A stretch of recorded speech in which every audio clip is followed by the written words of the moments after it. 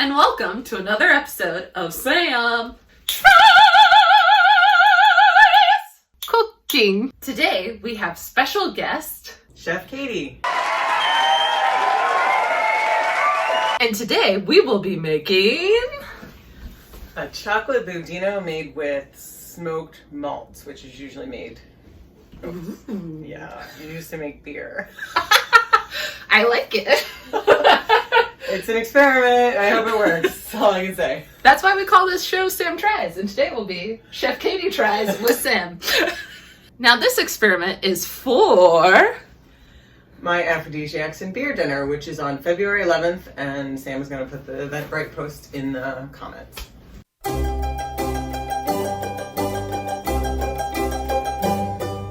So for this recipe, we're going to use smoked barley malt, and this is smoked over beechwood, and this is part of the experiment. And you'll need a cup of bittersweet chocolate. And then we need a cup of heavy cream. Well, this is a dry measure cup, but it's an experiment. A cup of whole milk. And then 6 egg yolks. We have to separate them. Obviously, not yet, but we will. A 1/4 cup of sugar. And then we need 3/4 teaspoon of salt. And I have one more special ingredient. This is an aphrodisiac bitters, which has chocolate, cocoa nibs, chili, ginger, and a few other things. If you can't find something that's fancy, just use good old chocolate bitters, or you could use even orange bitters, would be nice.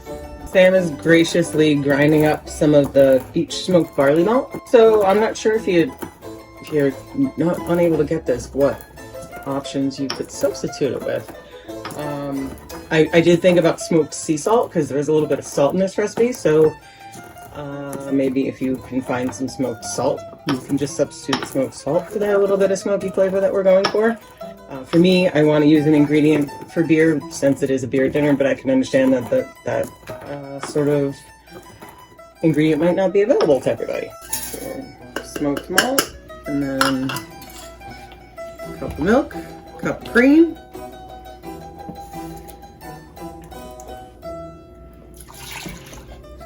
and then we're gonna light this up and heat it up and let it simmer. So, question I had thinking about this was scorching the milk used to be because milk wasn't homogenized, and this was a way to kill any lingering bacteria.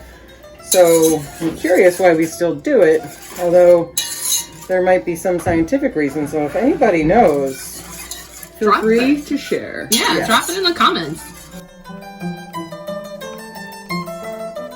This is a perfect time to drink a beer. Yes. Since we are talking about beer and aphrodisiacs, we should be drinking a beer. It only makes sense. Yes, and this beer has one of my favorite, well, it's so hard to choose your favorite child, right? Well, yes, there's that too. But one of the ingredients in this beer is ginger, which is a well-known aphrodisiac because it ignites you from within. I didn't know that. Warms you, yeah. Also wearing a pomegranate necklace, which is also known for being an aphrodisiac. Nice. Yeah. Well, you guys will have to come to the dinner. Now it's time to separate your egg yolks. I guess which one are we putting the egg yolks in? That's a good question. Well, here's the whites. We need a mixing bowl. Oh, For the okay. eggs and the sugar anyway. Okay. It's bigger than these, so. Okay. Now what I always, with custards, I know this is like the weird part, but like I always try to make sure that little guy is not included. Okay. Because that can make your custard have like a little, see? Oh, see that little, like, yeah, the little like embryo piece? Yeah. Yeah, that'll make your custard lumpy. So we really just want the egg yolk. Okay. All right, so we need a mixing bowl. All right. I gotta figure this out. All right, you got it? I got this. Got a mixing bowl. If you see what Katie's talking about, she's getting it right now. See that little white thing? White part. If I can. Also, we don't want the shells. Because we don't want crunchy, we want creamy and smooth.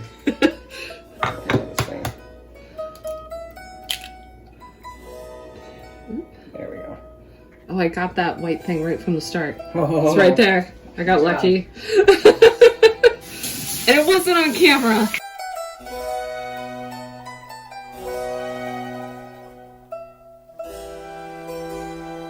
Once you divided all your eggs, you're going to put in your 1/4 cup of sugar. And then cream the sugar and the eggs.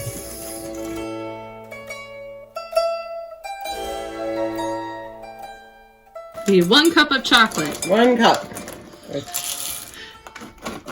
And then we are going to whisk the egg mixture into the cream mixture.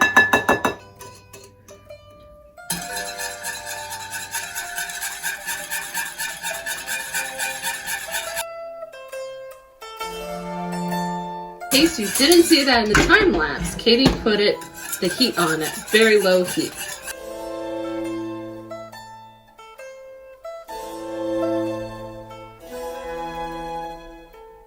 So I'd say stir it for about 5 minutes. Just make sure that you rotate around the edges so that the egg doesn't build up around the outside and cook. That's good to know. And now we're going to pour this warm mixture over our chocolate. Oh, see, that few seconds that I let it sit, it started to cook on the bottom. Oh no! Did you see that? Yeah, I do. Yeah. Eggs. That's why it's called an experiment. We're testing it out before you eat it at the lovely beer dinner, which again is on February 11th. Ooh, I'm seeing chocolate.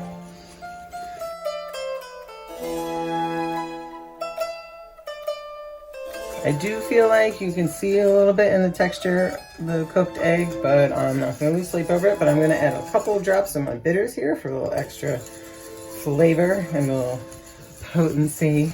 Very potent. It knocked over the camera. Knocked it over. The aphrodisiac experience you can expect from this beer dinner. Something that's going to knock you off your socks. Knock you right off your feet or your tripod. And then don't forget a little pinch of salt.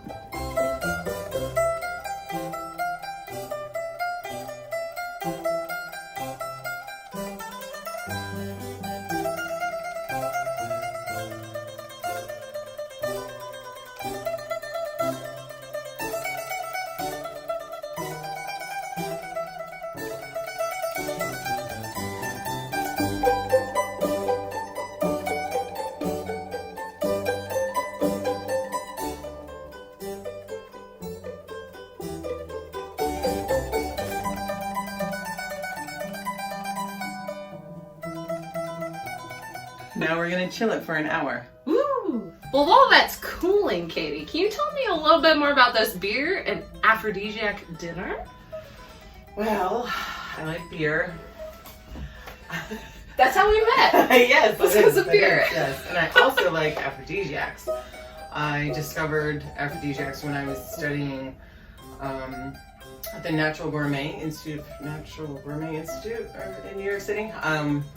About 20-some years ago, when we spent a lot of time looking into other like cultures and how they cook differently. Like we did Ayurvedic cooking and macrobiotic, and there was a woman who was talking about the cuisine in Mexico, and she was specifically talking about mole and how mole is an aphrodisiac, and then it's also made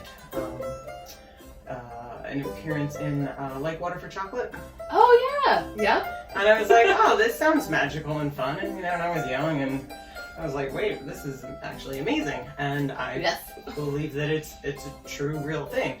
So in this dinner, I'm trying to incorporate some of my favorite aphrodisiacs, such as oysters. Ooh, I love oysters. Yay! We're gonna have oysters 2 ways. We're gonna have them on the half shell. Okay. With a granita that I'm making out of a beer. So a granita typically is made like with champagne or sparkling wine. Okay. And you freeze it in sort of like a shallow pan, and every once in a while you go in with a fork and you break up the ice crystals so that they pile on top of each other and get a little higher. Okay. You know? Science. Science, yes. It's like shaved ice, but fancier, you know, like that kind of concept. Yeah. So I'm going to use La Monde de Plume, which is a tart beer, which I think will go nicely with the oysters. And then a little bit of fresh passion fruit. I love passion fruit. Yes. Also named for its properties of igniting a libido, passion fruit, because it's tart but sweet but also delicious. So that's going to be one. And then the other one, we're going to do pan-fried oysters with a little pickled fennel. Fennel is a well-known aphrodisiac for also. I didn't know fennel was an aphrodisiac. It is. Okay. Yep. The pickled fennel with a fried oyster with, I'm making hopped honey. Okay. Like I was thinking, oh, well, chili would be good here, like a hot honey. And then I was like, wait, I should make a hopped honey. Because it's a beer dinner. Beer dinner. So I'm going to infuse honey with hops and chilies. But I haven't figured out the hop yet. I'm thinking maybe like a citra hop or something. Okay. You know, floral and aromatic. You know? Yeah. I don't want anything too like dank and bitter. Yeah. Too like whoa. And light, airy. Yeah. Refreshing. So our second course. I accounted for vegetarians, but I forget in the first course if somebody doesn't want oysters. I did have another option. I don't remember what it was though. You're just gonna have to check out the website below to find out. It's on the menu. Yes, so it'll be there. And then the second course is going to be lamb with some Moroccan spices, and that's going to be served over a blue corn polenta. With a little bit of pomegranate molasses and fresh pomegranate seeds, as well as a salsa verde.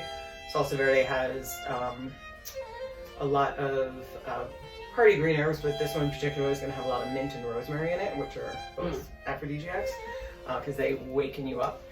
And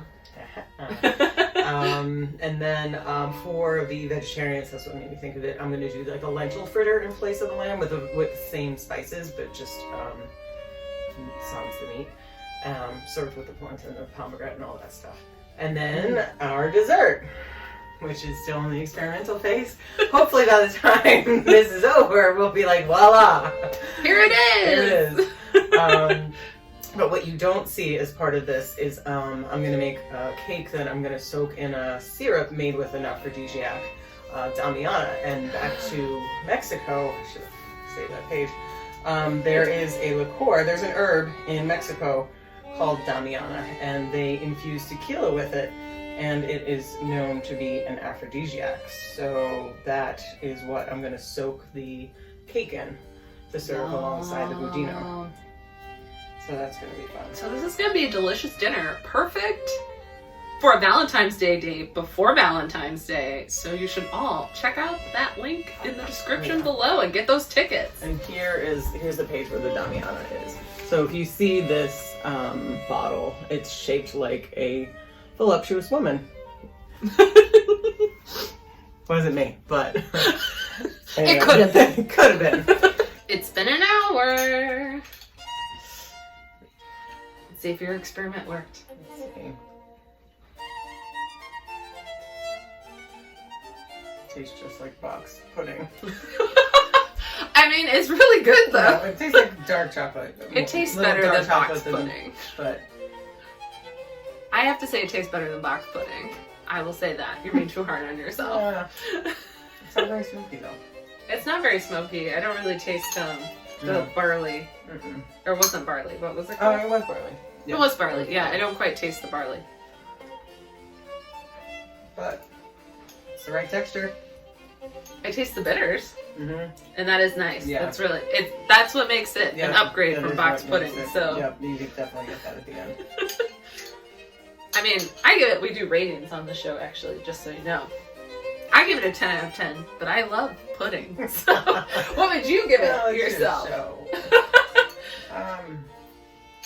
It's not a total disaster. 8. Okay. An 8. So if you want to try the final product of what this pudding will be, you have to come to the Coney Island Brewery on February 11th. Get your tickets on Eventbrite. Yep, and the link for the Eventbrite's in the description. So go get them now. I'll be there. Well, thank you so much for stopping by, and I'll see you next time. Wish there was a cool pudding pun I could put here, but I can't think of one.